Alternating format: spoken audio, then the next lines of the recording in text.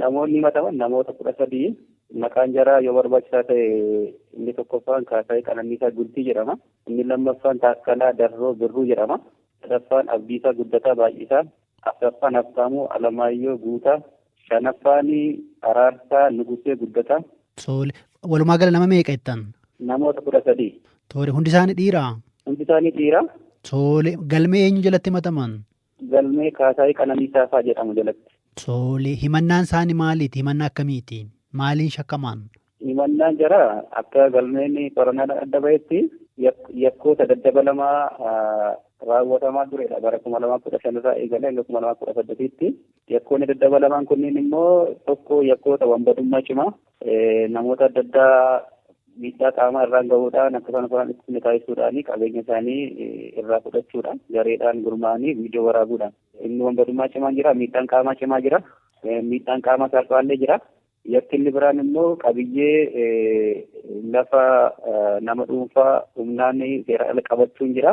Kan biraan lafa qabiyyee mootummaa ta'e irratti immoo ijaarsa seera ala gaggeessuutu jira.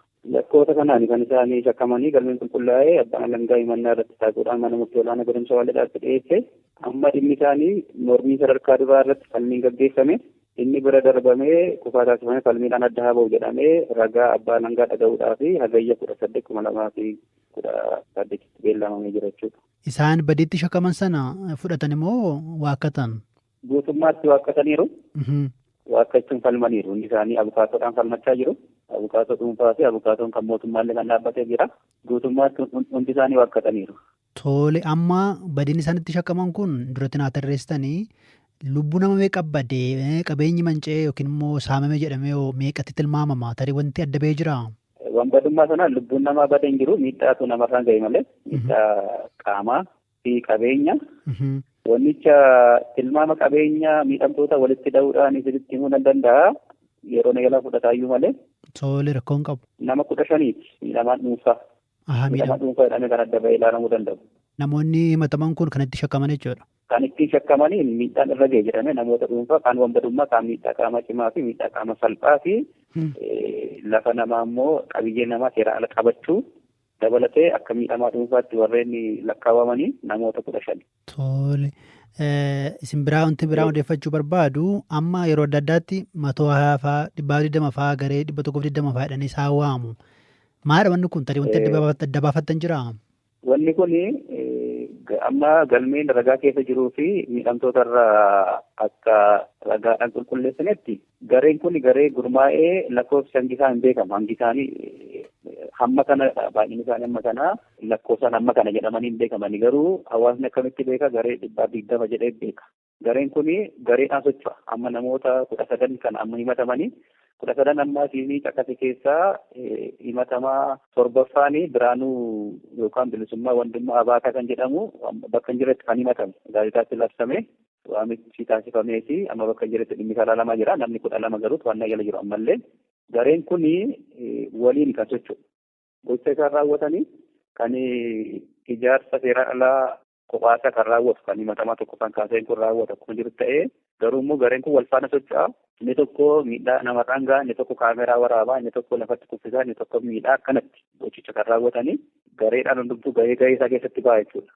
Kanaaf hawaasni illee akkamitti beekaa gareedhaan waan socho'u garee humnaanii fayyadamee hojii wanbadummaa kana hojjetuun beeka waan ta'eef 120 jedhaniiti garee maafiyaa jedhaniiti 120 jedhaniiti kan jecha isaanii kennanii kanarraa kan hubatamu gareen kun yoo hundeeffamee kaayyoo maaliif hundeeffamee eenyu dhuftu garee kana gaggeessaa wanni jedhu ammatti biraan gahamne garuu immoo garee gurmaa'ee faayidaa maallaqaa hin malle argachuudhaaf nama immoo seera alaa miidhaadhaan geessuuf dararuun wal qabate gochoota raawwataman kana garee raawwatu jechuudha. Isaan immoo maal jedhanii of waamu? Isaan wanni garee 120 jedhu wanni akkasii miti wanni gaafama akkasii hin qabnu gocha akkasii hin raawwanne waan jedhu isaan akka waliigalaatti gocha isa waakkatu waan ta'eef isaan garee kanaan osoo waaman maqaa garee kanaatiin osoo waaman. Maafan sin gaafadhee wanti akkasii kun olii gadi waan deemaa turee fi erga isin argadhee namoonni kun amma shakkamtoonni dhimmi isaanii mana murtii ilaalaa jiru kun tika mootummaa wajjin hariiroo qabu humnooti mootummaa yookiin immoo qaamolee nageenyaa illee ittiin bu'anii eegumsa godhuu fi yookiin immoo akka garaa isaanii ta'u jedhanii fa'aa hawaasa yeroo kamutu dhageenya tarii dhimma kana adda baafattaniittu isin.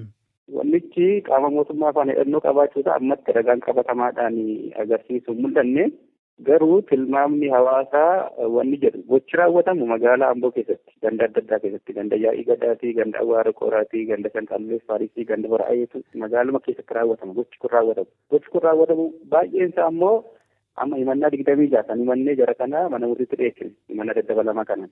Baay'een isaa kan raawwatamu guyyaa kan galgala erga lafti dhiyeelli raawwatame waan muraasa sa'aatii 12 booda sa'aatii 2 walakkaa wanni jedhamu wanna muraasatu jira inni kaan ganama sa'aatii 3 guyyaa sa'aatii 8 guyyaa sa'aatii 6 galgala sa'aatii 11 galgala keessa waaree booda gocha akkatti raawwatamu kun immoo magaalaa keessatti waan raawwatamuu fi tarii shakkiin namaa qaamni nageenyaa qabaachuun jiru garee akkamitti socho'u jedhaniiti naannoo buufata konkolaataa fuulduratti raawwatama giroosarii keessatti raawwatama asfaaltii raawwatama kanaanii shakkii qaamni nageenyaa akka keessaa qabaachuu danda'a waan jedhu shakkuu danda'a gama kaaniin miidhamaan tokko jira miidhamaan dhuunfaa namni viidiyoon jalqaba ba'e tokko miidhaa hawaasaatti kan viidiyoon jalqaba ba'e suni waajjira poolisiitti himachuu dhaqeenii jedha namichi beekii yookaan Haayilee Tumsaa jedhamu. Waajjira poolisiitti himachuu dhaqeen dura dhaqii yaalanii jedhanii dubbii kun harkatti bufeessanii jedhee jecha gaafatan goda kootiin dhagaheera. Inni shakkii maalii fidee poolisiin naa qabi jennaan naa qabu jedhee abalu isaanan dhaqii araarami naan jedhanii waan jedhu kaasa jecha gaafatan. To'annaa galee jira sagalaa dhimma biraan jakkamii yeroo sana yeroo jecha isaa kennutti.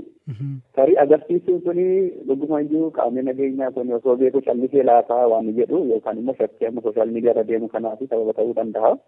Garuu qabatamaatti qaama nageenyaa yookaan immoo qaamolee siyaasa hooggananii yookaan qaamolee bulchiinsaa afaan hidhata qabu wanni jedhu ragaa galmee qorannoo keessatti hin argamu.